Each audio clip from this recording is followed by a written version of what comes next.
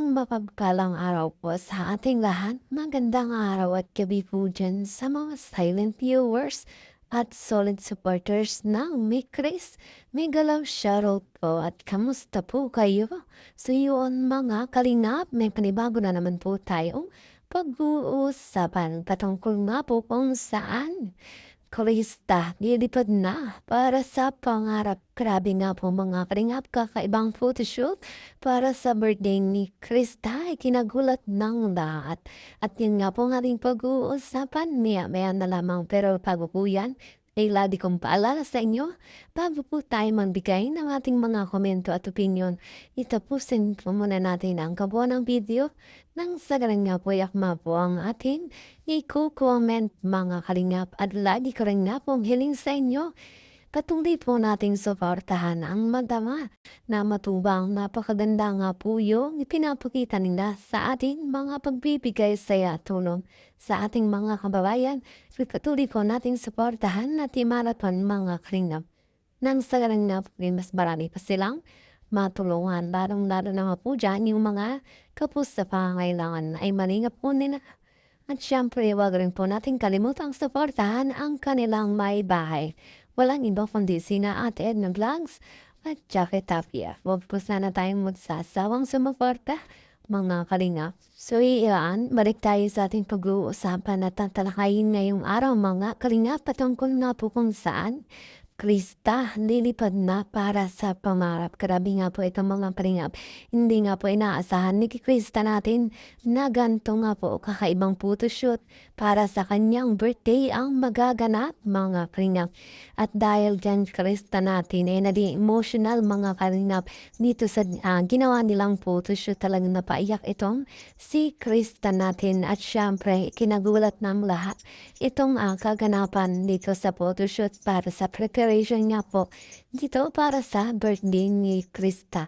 At syempre mga kalingap, kasama na nga po dyan yung ginanap na first year anniversary na ni Chris. At syempre ito nga po ang sorpresa ni Mikoy natin ay talaga namang nakakamangha. At syempre meron pa yan para nga po sa kaarawan ni Krista. Meron nga pong pinagandang regalo itong si Mikoy natin. At dito sa nalalapit ng kaarawan ni Krista na sa petsa 16 ng Abril, ay yun nga po mga kalingap ay gaganapin na daw po sa 20 nitong April mga kalingap para isang ganap na lamang po. Siyempre kaabang-abang na naman po yan mga kalingap at maraming mga kaganapan pa iyakan kiligan ang mangyayari dyan mga kalingap. Siyempre mga mamahal at sumusuporta dito kay Krista natin, alam natin.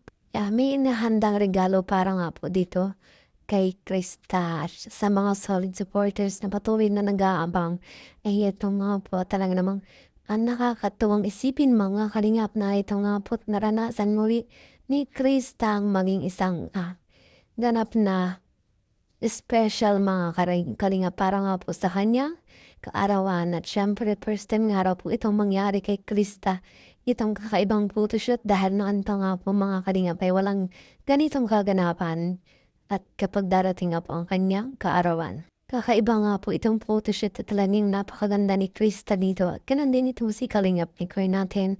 At syempre para sa pangarap ay talagang bagay na bagay itong costume para sa kanya mga kalingap.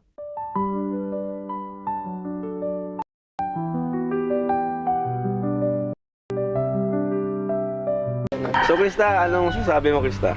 Siyempre, unang-una po, thank you po ako sa inyo. Ate Ligaya, Kuya Ring, Ate Kuya. Saka dun sa kay Mikoy po, thank you sa inyo. At sa lahat po, sa mga cameraman, sa laging sumasama sa inyo. Kasi hindi ko mararanasan pang ganito. Kanina nga po, di ba nagkukwento po ako sa sasakyan. Sabi ko nga po na hindi ko po inaasahan na may ganito. Kasi pag nag-birthday ako, wala naman photoshoot ka na. Parang pero ngayon, parang wala naiyak ko. Naiyak si Tata. Tapos pagdating ko natin dito, hindi ko makapaniwala kasi mga photoshoot ang sobrang ganda po. At yan nga, Krista natin naging emotional sa pagmensahe ng kanyang pasasalamat dito sa Team Kalingap, sa team ni Chris, na kung saan ay palaging nandyan nakasuporta para sa kanya. Lalong-lalo na nga po itong si Mikoy natin na talaga naman sobrang supportive dito sa kanyang honey Krista. Makikita natin itong si Kalingap King natin ay talaga namang pinanasan pa ng luwa. Itong si Krista natin dahil lumiyak mga kanya dito at talagang naalala niya nung dati pa na kung ano yung kanyang ginagawa mga kalingap sa pag-aalaga ng baboy. Hanggang sa ngayon ay nakikita niyang malaki ang kanyang pinagbago na talagang hindi niya naakala na mangyayari ito sa kanyang buhay. Bukod pa nga po dyan, nakapag-aaral siya sa tulong na ang team.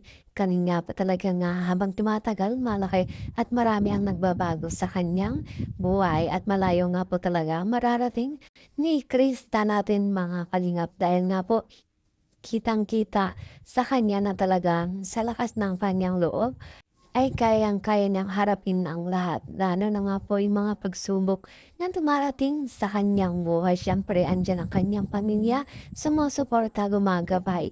Kung kaya ay patuloy si Kristahan, nagbibigay lakas loob para sa kanya para magtagumpayan ang lahat ng mga pagsubok at marating ng kanyang pangarap sa buhay. At syempre, mga solid supporters at maging sponsor ng ni Chris, umaasa dito sa kakayahan ni Krista at alam na alam nilang ang mararating ni Krista natin mga kalingap. Kung kaya malaki ang sumusuporta at tumibigay ng tulong at syempre napaka-bless na po ang itong ni Krista dahil siya sa beneficiary ni Kalinga Prab na kamsaan nabigyan ng pabahay, nabigyan ng tulong at maging scholarship. Talagang heto nga po, libre lahat para dito kay Krista. Bukod pa dyan na nagkakaroon siya ng income dito sa kanya pagla-live selling sa Velvet Box. Siyempre, ang kanyang mga magulang ay hindi nga po nagkukulang upang siya ay payuhan na huwag mo na nga pong mag-jowa at focus muna sa pag-aaral mga kalinga para nga po maabot pa ang kanyang mga pangarap sa buhay. Enjoy mo na ang pagiging dalaga. Nang sa ganun ay pagdating ng panahon, iwalang pagsisisi at maging successful sa buhay mga kalingap. Siyempre, para nga po sa kanyang future. At yan nga po ang aking update ngayong araw patungkol kung saan, grabe, kakaibang photoshoot para sa birthday ni Krista. Ikinagulat ng lahat ng mapanood ito, mga kalingap.